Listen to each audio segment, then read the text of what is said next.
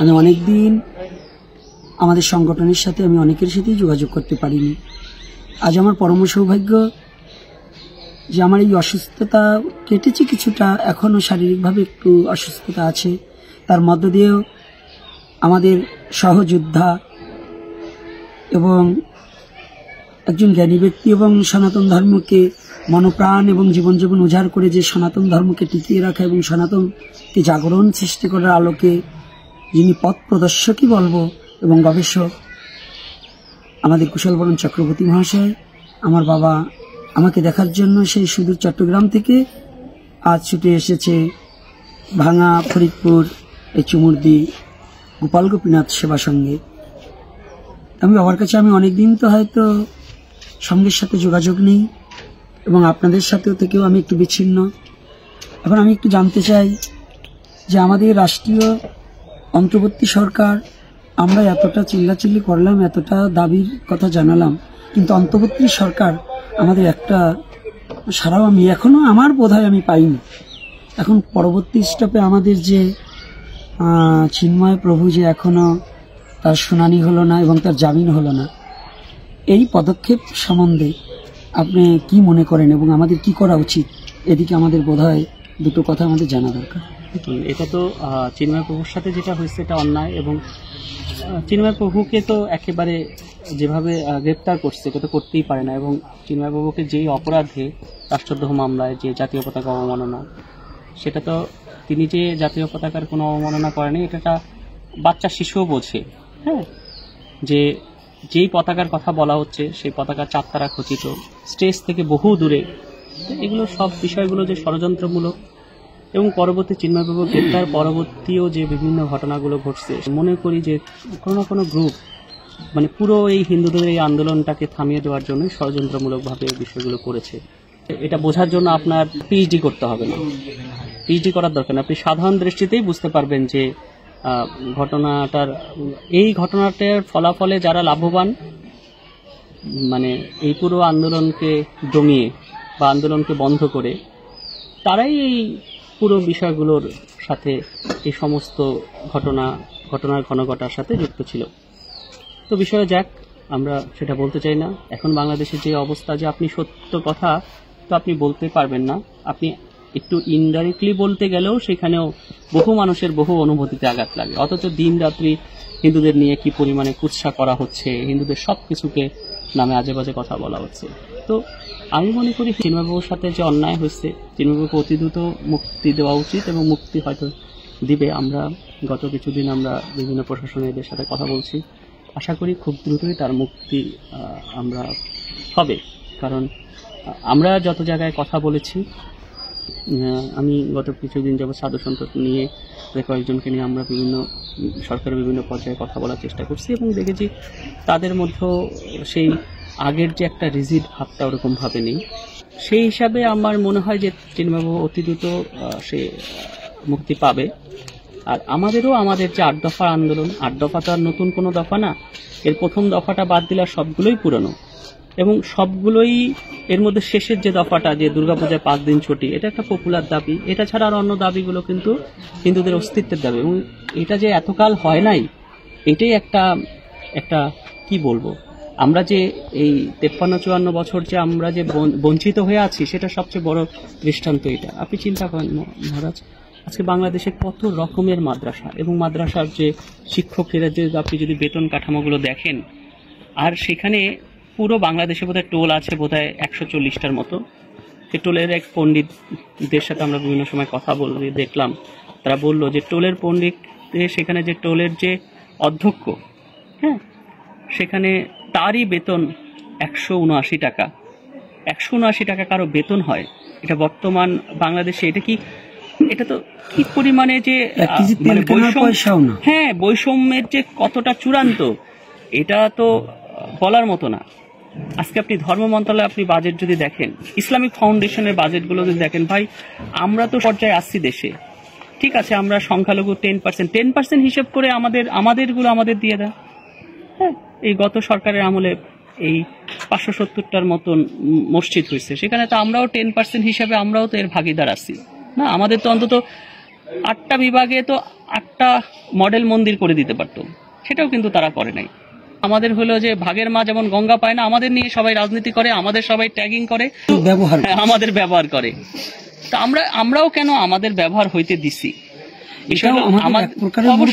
অবশ্যই আমাদের মূর্খতা।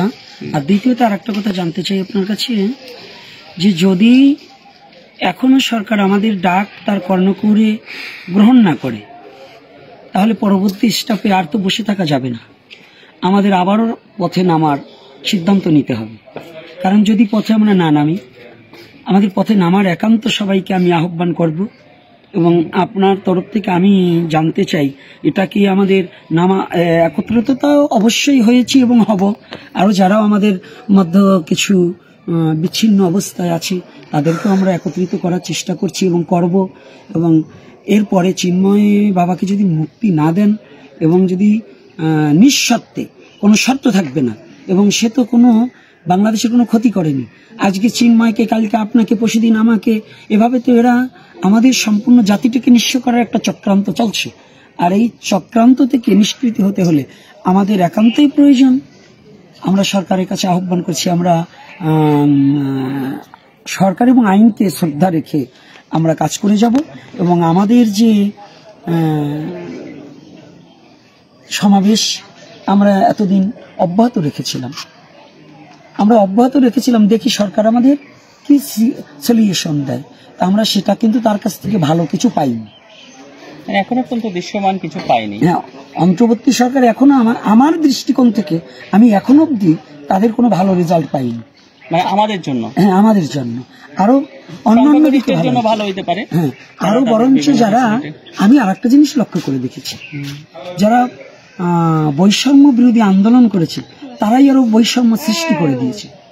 আমি এটা একদম, তারা, আমার যেটা মনে হয়েছে মহারাজ, এখন তারা যেহেতু রাজনীতি করবে, তাদেরও কিন্তু যদি বাংলাদেশে এই যে বাইনারি, এই দল না হলে ওই দল, এর বাইরে যদি তাদের ভোটের এবং সত্যি যদি নিরপেক্ষ ভোট হয়, তাদেরও কিন্তু এই মাইনরিটি ভোটের প্রয়োজন আছে। এবং তারা যেহেতু বলছে যে তারা কোনো পন্থী, বাম ডান কোনো পন্থী থাকবে না, মধ্যপন্থী, তো মধ্যপন্থী হইলে কিন্তু এই মাইনরিটিদের ভোট কিন্তু তাদের প্রয়োজন আছে। তো তাদের উচিত যে মাইনরিটিদের দাবি দাবা, আমাদের 4 দফা নিয়ে যদি তারা তাদের মতামত জানায়, তাহলে কিন্তু আমরা আগের মতন কিন্তু সেই ভুল করা যাবে না যে কারো কোলে, রাজনৈতিক সংগঠনের কোলে যেয়ে বসা। আমাদের হলো যে আমরা যারাই আমাদের অধিকারের কথা বলবে, আমাদের কথা বলবে, আমাদের তাদেরই সমর্থন করা উচিত। কোনো এক দলের কারো কোলে না বসে সবার সাথে আমাদের সম্পর্ক থাকবে যে ভাই তুমি যদি আমাকে এই ফ্যাসিলিটিগুলো দাও, তোমার সাথে আমরা আছি। কথাটা সত্য। তারা যদিও আলাদা দল গঠন করতে চাচ্ছে এবং করেছে কিনা তা আমি অতটা রাজনীতি নিয়ে ভাবি না, কিন্তু আমার প্রসঙ্গটা আসছে আপনার কাছে যে যখন আমরা আন্দোলন করেছি, আন্দোলন শুরু করা, দেখেন আন্দোলন কিন্তু বিভিন্ন জায়গায় হয়েছে, অন্য জায়গায় কি পরিমাণে মামলা দিছে, সবার নামে মামলা, আপনি কি পরিমাণে গণমামলা দিচ্ছে আপনি চিন্তা করেন। এভাবে যদি গণমামলা মানুষের তার মনে চাইলো অজ্ঞাত দিয়ে, মানে অজ্ঞাত 400-500 দিয়ে এভাবে একটা মামলা করে দেয়, মানে পুরো একটা মামলা ব্যবসার মধ্যে ফেলে দিছে। যেভাবে এই পুরো, আপনি যদি চট্টগ্রামের মামলাগুলোর দিকে দেখেন, চট্টগ্রাম, রংপুর, ঠাকুরগাঁও, হ্যাঁ, বা গোপালগঞ্জও আছে, তাহলে এইগুলোর দিকে আপনি কিভাবে বিষয়গুলো, হ্যাঁ আমি বরিশালেরটা এখনো জানতে পাইনি, হ্যাঁ কিছু আছে। আচ্ছা, তো এবং সেখানে কিন্তু চেষ্টা করা হচ্ছে কি, দেখেন ঢাকায় কিন্তু মানববন্ধন, কয়েকটা প্রেস কনফারেন্স হয়েছে, মানববন্ধন হয়েছে, তো চট্টগ্রামে আপনি প্রেস কনফারেন্স করার কথা ছিল, বন্ধ করে দেওয়া হয়েছে, বা সেখানে গোলটোপি এলেও উদ্যোগ নেওয়া হয়েছিল, সেটাও হয় নাই। আপনি সামান্য আপনি চিন্তা করেন, এই কিছুদিন আগে আপনি একটা চিন্ময় প্রভুর মুক্তি বা এই বিভিন্ন 8 দফা এগুলো নিয়ে যে গণস্বাক্ষর কর্মসূচি চলছে, যে আমরা একটা গণস্বাক্ষর, এটা তো একটা শান্তিপূর্ণ কর্মসূচি, তো ঢাকায় করতে পারা গেছে, কিন্তু চট্টগ্রামে এই গণস্বাক্ষরের নাম শুনেই বিভিন্ন জায়গা থেকে ফোন শুরু হয়েছে, বিভিন্ন পর্যায় থেকে, বিভিন্ন সংস্থা থেকে। এবং আপনি দেখেন মাঝখানে বরিশালে একটা আন্দোলনে, বরিশাল তো মহা সমাবেশগুলো বিভিন্ন টাল বাহানা করে, ডেট চেঞ্জ করে, এটা করে করতেই দেওয়া হয় না, খুলনাতেও সেম। এবং তারপরে বরিশালে কিন্তু একটা বিভিন্ন প্রোগ্রাম, অনুষ্ঠান, কর্মসূচি ছিল, সেগুলো কিন্তু করতে যাওয়া না। যারা করেছে তারা বলেছে তাদের বাসায় বিভিন্ন সংস্থার লোকজনরা এসে হাজির হয়েছে, তাদের হুমকি ধামকি দিচ্ছে। তো আমরাও তো, যে যদি গণতান্ত্রিক এগুলোতে যদি ন্যূনতম যদি আমাদের স্পেস না থাকে মাইনরিটিজের কথা বলার, ভাই আমাদের প্রতি যে অন্যায় হয়েছে এটা তো আপনারাও দেখছেন, সবাই দেখছেন, তো সেই জায়গায় ঠিক আছে অন্যায় হচ্ছে, আমাদের সেই জায়গায় একটা প্রতিবাদ করারও যদি ন্যূনতম স্পেস না দেন তাহলে কেমনে হবে? ওই যদি আমরা সব কথা আমাদের শুধু মুখে মুখেই থাকে, যে মুখে মুখেই আমরা বৈষম্য বিরোধিতার কথা বললাম, কাজে কিছু না, তো বিষয়গুলো কি আর করা? এগুলো নিয়ে এখন এমন অবস্থা মহারাজ যে আমরা যে কথা বলবো, কথা বলতে গেলেও প্রবলেম, যে দেখা যায় এটা থেকে কোন কথার কি মিনিং করবে সেখানেও মানে তারা একটা বয়ান তৈরি করছে, সেই বয়ানে আপনার সব কথা বলতে হবে। ওই বয়ানের আপনি বাইরে বলছেন মানে আপনি ফ্যাসিবাদের দোসর, আপনি ভারতের দালাল, আর আপনি তো সাধু মানুষ, আপনি আরো দালাল, সবার দালাল আপনাকে বানাই দিবে। তাহলে এই যে বিষয়গুলো, যে আপনি সে বয়ান রেডি করে আপনাকে খাওয়াই দিচ্ছে, সেই বয়ানেই আপনার চলতে হবে, এই বয়ান থেকে বের হয়ে আসতে হবে। সংখ্যাগরিষ্ঠের উচিত ভাই আপনি সংখ্যালঘুর হৃদয়কে বোঝা, যে আপনারা যারা এত তত্ত্ব কথা বলতেছেন, অনেকে বলে যে সংখ্যালঘু না, সংখ্যাগুরু না, সবাই সমান। ভাই কি ফ্যাসিলিটি আমরা পাচ্ছি? আমরা তো দেখছি। আপনার টেবিলে বসেন, যদি জানতে চান আমরা বলতে পারি যে কোন কোন জায়গায় বৈষম্য হয়েছে, কেন আমরা নিজেদের সংখ্যালঘু বলছি, সেটাও শোনেন। শুনতে তো চান না, শোনেন, শুনলে পরে বুঝতে পারবেন। একদিন আমাদের সাথে, বেশি না, একদিন 24 ঘন্টা একদিন হিন্দু হিসাবে আমাদের সাথে একটু চলাফেরা করেন আমাদের সাথে, তাইলে বুঝতে পারবেন যে আমাদের দুঃখ বেদনা।